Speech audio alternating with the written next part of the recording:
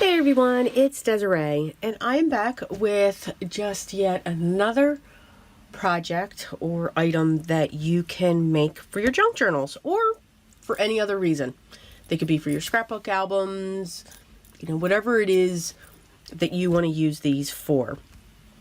So what these are, they resemble RoloDex cards. So sometimes if you're fortunate enough when you go to your thrift stores or you go to a yard sale and somebody's selling some office supplies, you can find those RoloDex cards. Now, they're usually a lot smaller. I think they're usually like 3 inches by 4 inches or whatever they could be. But a lot of people use those and put those in their junk journals as well because, again, the possibilities are endless. So for me, I can make my own. Again, we've got cardstock. We've got scissors. We've got ways to cut these. So what I do with mine when it comes to these, I love to create a collage. And there was a video that I was watching. And sorry about that, my video felt the need to stop. Okay, so as we continue on, there was a video that I was watching on YouTube. And it was just simply titled Collage Art Masterboard, and the photo was what really pulled me in, so I had to watch this. And it's a YouTuber, of course. I believe her name is Marguerite Miller. That's the name of her channel, so I will link her down below. But she did this absolutely gorgeous collage on a 12 by 12 piece of paper, and she made the best statement. And it was, we all have the 12 by 12 pads, and there's always those papers that we don't use. Well, she found a way to use these papers, so I thought it was awesome. She uses them as her base, so I encourage you, watch this. It's a great way to use up scraps, and that's pretty much what pulled me into it, to use up my scraps. As I'm making these different things, you keep hearing me say, I keep that, I keep that, I keep that. And I do. And pretty soon I'm going to need a room just for them. But this is a great way to use them up. So what I did was, these are just my own little collages with the papers that I've used from other journals that I've created, and other albums that I've made. But unless the piece is this by this, like an inch by an inch, I just don't get rid of it. I keep it, even tissue paper. So these are the collages that I made. And I have a real simple way, because the way she was putting this together, and I'm like, oh, that would just get messed up. So you've got to watch it. So I found a way to keep all of this together so that I can glue it. And again, it's just, you got the vintage photo to pull everything out. And then I just cut it into the form of a RoloDex card. Or you don't have to cut it into this form. You could just keep it the rectangle or the square of what you want it. And these are great because the other side, people can journal on them. So I think this is a great, it was a great idea, and I was very much inspired by her to create these. So I'm going to show you how I put these together. So the sizes that I usually use, I have them up here. They're either 3.5 by 5. That's this one, so it's 3.5 by 5 inches. Or I'll go down to the 3 inches by 4 inches. Now you can make them any size you want. You can make them 4 by 6. Whatever size you're making or whatever you're using it for, make them that size. You can cut them down to that. So I'm just going to set these aside. And here is just some of the cardstock that I already have, ready to go. The only thing that I do ahead of time is I get my little corner chomper here. This is a small one, so this is like I think it's maybe the 1/4 inch, maybe, or maybe it's the 1/2 inch. I'm not quite sure. Now, if you don't want to do this, I do have templates as well that you can certainly make. You know, these are ones that I've set up. I usually use my chipboard to say, okay, what could this look like when I do this? I'll show you what I do use my templates for mainly. So that's why I do have these. But I do like to take, knowing the cardstock that I'm going to use for this, I like to, before I start collaging on top, I do like to corner or round my corners, because I can always take my scissors and cut around that. So I just go around each of the 4 corners. And I'm just going to make one for this video because I'm on a roll. I'm doing pretty well with, you know, not making them forever videos. But I love this little tool. I'll link this. And of course, you know, I'm only doing one, but yet I'm going to do all of these. So yeah, I've got to make things difficult, don't I? But if you have, you know, any other means to round your corners, but again, you don't have to. So I'm going to use that one. So what I do is I just dig into my scraps or things that I have stamped. Like I have things that are pre-stamped. So we can use those. So I'm going to take this actually, and I'm going to set that right there because I really, really like that. And again, I'm just pulling into my scraps. So here are some scrap cardstock pieces that I have. Here are some scrap tissue papers, book pages, vellum doilies. So I've got those scraps as well. Of course, you can't forget about my scrap craft cardstock. So I'll set this here as well. And then I'm going to use a trick that I use when it comes to my card making, when I'm layering things and setting, especially for floral arrangements. I use some painter tape and just make it very low tack. So I hope I'm in frame. I am. Okay. So let's see. I want to grab, so I'm just going to grab some pieces. This is a piece of deli paper. Now, as I put my pieces down, okay, I am always going to make sure I ink around the edges. Whether the edges are going to show or not, I just want to make sure, even on the deli paper, I just want to make sure that I do the inking. Because once they're down, they're down. We don't move them. I'm going to look. Let's see, I can tear that off. And again, I'll keep that, but I'm going to have that piece sitting there. Well, you know what? I think I'm going to put that on the bottom. Yeah, no, I want that. No. You'll see why. So I'm going to have this coming across here. That's where I want that to sit. So here's a nice piece. Again, inking around all of the edges, because I don't know how it's going to sit. I don't know how it's going to work. I'm going to have that coming in like that.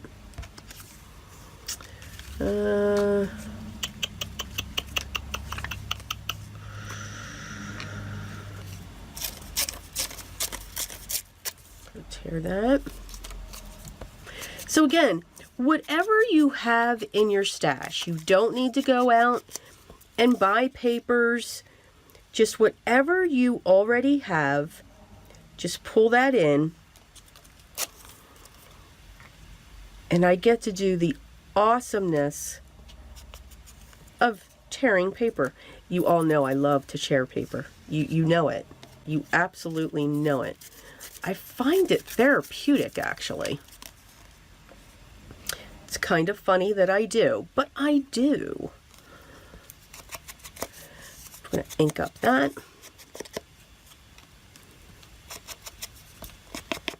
Sometimes you can keep the straight edges. Sometimes you can keep the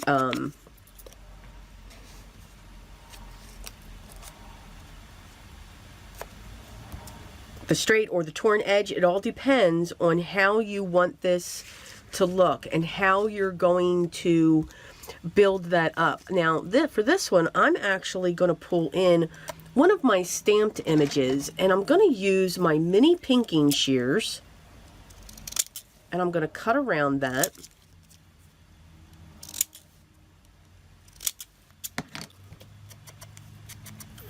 So even items, you know, that you have already set up, because that can sit right there. So the object of this game, or for me, what my object is to cover this piece of cardstock. I just want to cover it up. I just want to put all kinds of pieces in there that are going to accent that. So I'm just shifting and putting pieces all throughout. So I'm okay with that. Again, it's different. It's going to give you that different look. I think I want a piece of craft to come in.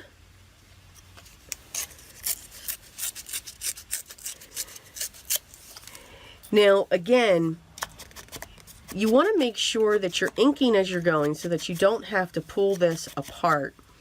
I like to make sure, if I want to make sure that there's a torn edge, I'm going to make sure that there's a torn edge on this. Because again, that's kind of the look that I like to go for. Now what I'm going to do is I'm going to shift that over just a little bit so that I can slide, because I didn't tear around the Paris thing too much. Now things are sticking to my fingers. Okay.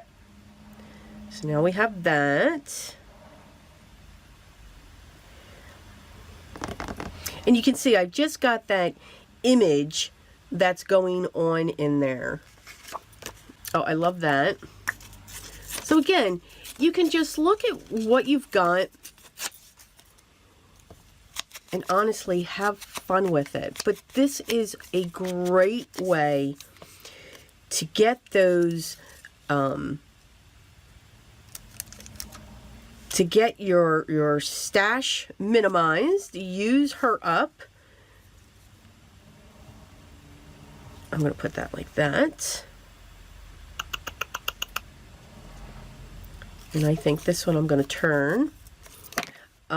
So that you don't feel bad if you're throwing something away. Now I've just got that little spot right there.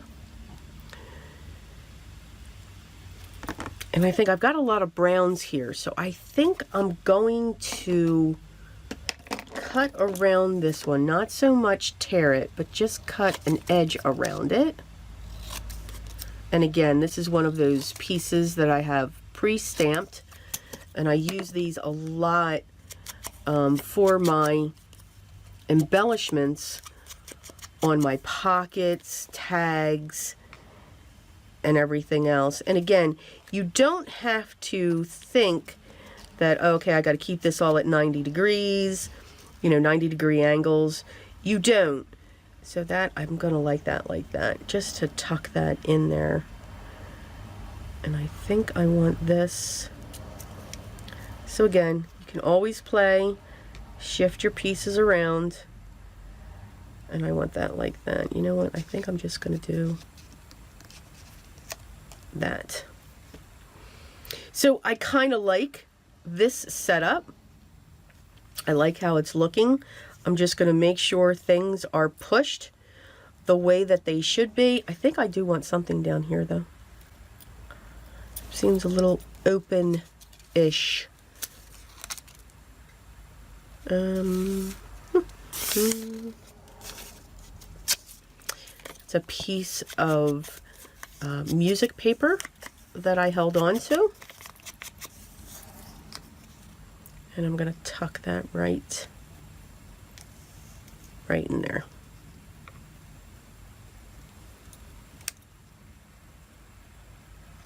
So you can see this just constantly shifts and morphs and everything else, which is cool. Oh, thank goodness I'm in frame. I didn't think I was. So here's where the trick from my card making. So a lot of times if I'm using, I'm just going to push these out of my way. If I am using florals and I've die cut them, you know, I'm laying them out, I do not work well. I have not been able to bond with the press and seal. Obviously it looks at me and laughs with a hefty chuckle. Because every time I use it, I shred my cardstock, and I don't want to. But what I have found useful are pieces of painter's tape that I remove a lot of the stickiness, and I just use those to secure my pieces all around. Try to grab as many as I can.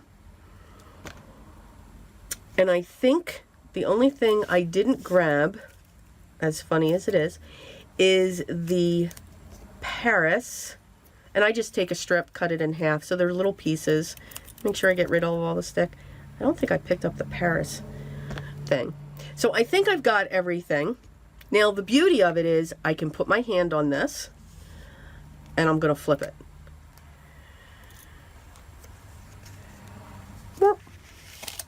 So that when I lift this piece up, here's the back side of my collage. So what I can do now, at least this is the way that I found it to be easier, is I can take my glue, and again I'm using my Beacon 3-in-1 or the Fabri-Tac. You can use the glues that you have in your stash, whether that's a craft glue, or any other type of glue you may have, art glitter glue, Nuvo Deluxe, or anything like that. But just know that they will give you a different effect. And after I've got my glue on there, I'm going to place this down, making sure that all of my edges are going over the edge of this base. I'm going to come in with my brayer, and I'm going to push down. Because some pieces, again, you've got a lot of layers going on here. So just to make sure that I've reached the made contact, and sorry if that was wiggling all over the place. Now I can pick this up, and now what I'll do is I'll pull back slowly, even though it's low tack, slowly I will pull this back and see what other areas I need to secure down. Because again, these are overlapping, so you don't get everything, but you get the majority. Now you can see here, I can lift that and just put that right there. So I know that's stick there because I was seeing a piece of my cardstock over there. So you do have some wiggle room. Now you can see that actually pulls up. The painter's tape actually pulls up on the, if you have like a book page. So you've got to be really careful. So you can see that one's moving. So what I'm going to do is I'm going to real quick pull that out. And I'm going to put some glue on that. Once I have the foundation in place, I'm able to work with it. So I'm going to put that there. And this, I'm just going to put some glue on that. But if this was all loose, because again, you got to start from the bottom and work your way up, right? Right. Yeah, that wouldn't have worked for me. Just saying. So I'm able to lift that, and I'm going to put that down there. I'm going to put glue all over that one. Put that down. I know this is hanging over, so I just want to get a touch of glue right there. Because you also don't want edges to come up. Sometimes if you're pushing them in and out of your pockets or your tucks, it can actually, you know, bend your cardstock, bend your paper, and you don't want that to happen. So So this one here, I'll do that. So you do want to make sure that you get as far to the edge that you can. And make sure, you know, your pieces are covered. Like, see how that's lifting up? I like the effect. Look, you guys know me. I would love that effect. But again, it could get caught on something and you don't want it to get damaged. You don't want your papers to tear off. That would be bad. So I'm just going around the edges, knowing where they're overlapping and where I have those pieces sticking up, and just adding some glue down, making sure that I don't get carried away, and if I do, cleaning it off. I'm just brushing my hands over and seeing if I have any other glues that I need to, because that's the beauty of this glue. I can just rub it right off.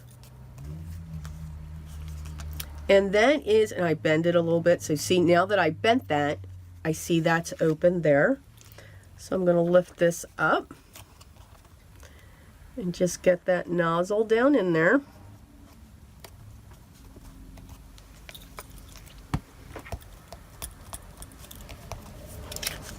And now that's our collage. Now, this might be very bright. So a trick is, and I saw this on Tracy Fox, a makeup brush. Oh my goodness, a makeup brush. If you just, now you could use your mini blender too, but if you don't want that deepness, by using this brush, it just adds a hint of color to it and deadens the color, which is awesome. So like when you have a white index card, you can bring that color down, and it just made that the perfect shade. It's not so, you know, draw like that. Okay, so, all right, let me move these or else it's going to get dangerous. Hang on, all right. Excuse me. So, what I do next is I grab my scissors. Let me put my lid. My goodness, I am dropping everything in this video. I grab my scissors and I turn to the back. Now I'm just going to cut around my cardstock base. And I'm just going to go around. I'll worry about the corners later.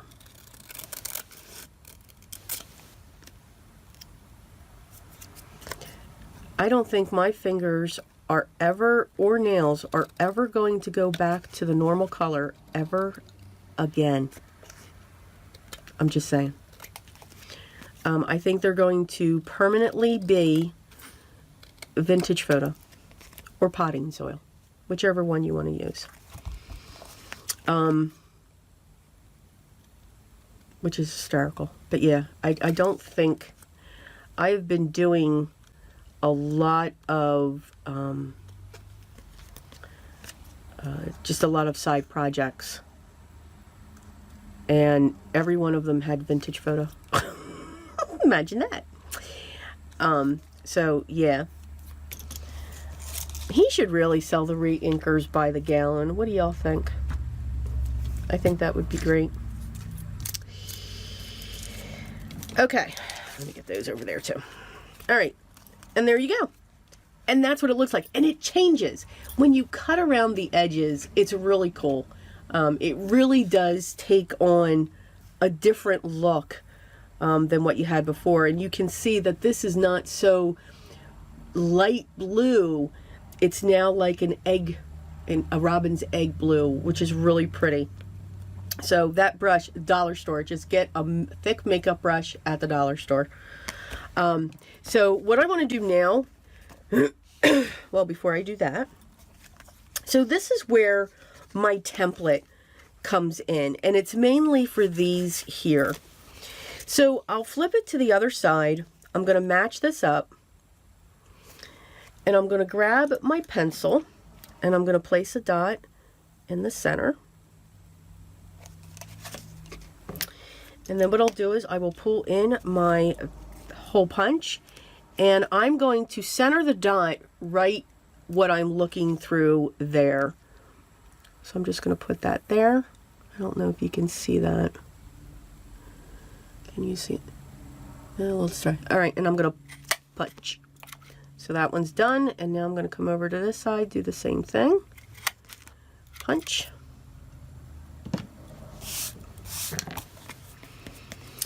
And then what I'm going to do is I'm going to grab my fine tip scissors. I mean, you can use these, but these are pretty big. What you're going to do is you're just going to snip into these cutouts. So I'm going to go there, and I'm going to go there, and then I'm going to snip here, trying to be straight. I'm not worried about it if I'm not, and then I'm going to go there. And now I have a RoloDex look. Okay. Now I will come in with my vintage photo, make sure I go around those holes, go around the sides, and I will do both sides.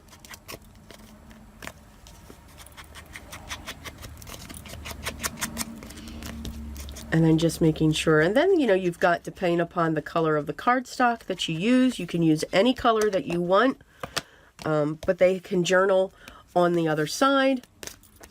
And then you've got this great